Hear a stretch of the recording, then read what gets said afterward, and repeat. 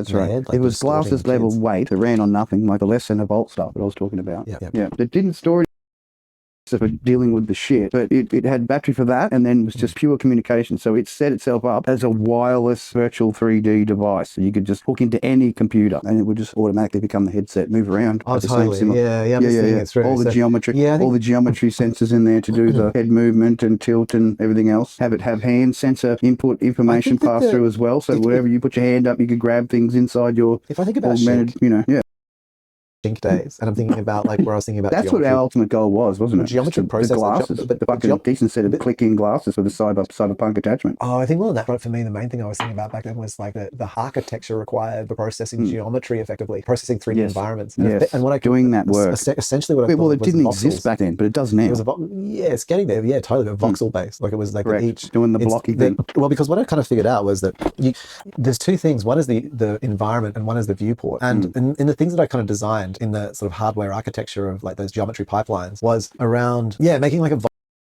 voxel basically had had the color of light coming out from different directions. Yeah. So you would have like almost a radiosity map, like a pre-mapped kind of thing that could, and I consider about how real time you could update that. But you'd be updating like a single volume. Versus a light source shining on it, of course, to give you the same color back. And then what you would have is a different chip. And then that other chip would be able to work out putting a 2-dimensional slicer through this 3-dimensional voxel cube. Yeah. And then as it moved through, the intersection of like the angle of each voxel, so which colored light was coming through, versus each point of the flat plane, the camera, the viewport, would create an image. True. So you're just pulling these 2-dimensional slices moving through space, and so that the updating of the environment and all of its lighting and objects and everything was independent of the viewport. And so that would allow for us to make like a render pipeline which had one pre-rendered position and luminosity the and world whatever was being rendered independently of the viewport. So you could have 100 viewports in one world, and then that would allow each headset to be able to be that slicer. And if you could work out some kind of architecture that then manage that in a local kind of way,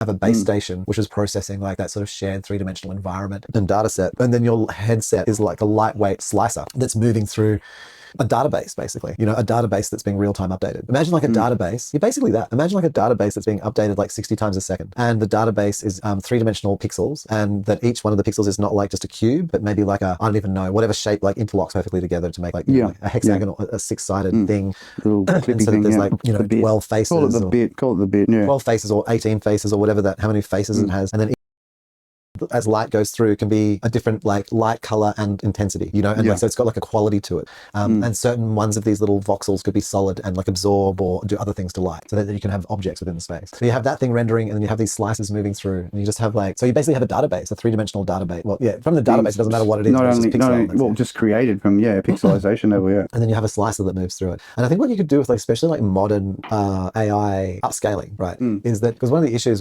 in the 1990s when I was talking about this kind of like modular system, thinking about like this geometry pipeline for Shink, the connectors, the basics of the whole was that the issue would be how you would be able to have enough resolution of the 3-dimensional voxel mesh, this mesh of things that the slices move through. How you set up the boundary for it. Well, how you'd have enough, a pixel, like it'd have to be like 1 million pixels by it'd have to be a lot of pixels. Like it would actually have to be more than 1 million. It'd be like a lot. It's a big data set. Pixels, and so how you would manage to chunk the data fast enough, but that's largely been solved. Like you can systems that process like these like volume sets. Do the chunking, that's it. Do the chunking, especially when they're not really rendering. You know what I mean? Like it's a whole other thing. But and that slicer thing going through. So I think now that you could have like data, but also that it still could be low enough res that like the 2D slicer that moves through gives an approximation, and then that's handed to an AI, which then upscales that and just goes, oh yeah, right, I know exactly what that is, and then just makes it like 4K. You know what I mean? But it's not. It's actually 1K. It's like a 1K by 1. I love it. I love it when it goes tech talk. Very special.